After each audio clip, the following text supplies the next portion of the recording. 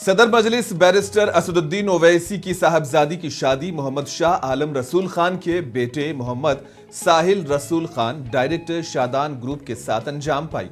तकरीब में वजीर आला रेवंत रेड्डी, डिप्टी वजीर आला भट्टी विक्रमार्का के अलावा कई सियासी रहनुमा, दानिश्वर, सनतकार और दीगर मुअज़्ज़िज़ मेहमान भी मौजूद थे और उन्होंने दुल्हन और दूल्हे को नेक तमन्नाएं दी।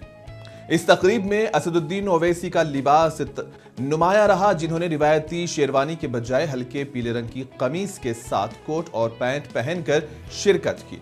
उनके नए लिबास ने सोशल मीडिया पर दिलचस्पी और उनके मद्दाहों में मसरत की लहर पैदा की, क्योंकि अक्सर ओवैसी चाहे वो कोई मजहबी जलसा हो या फिर पार्लियामेंट शेरवानी ज़ेबतन करते हैं, जबकि कई सारिफीन ने उनके नए अंदाज को सराहा और खुशी का इजहार किया।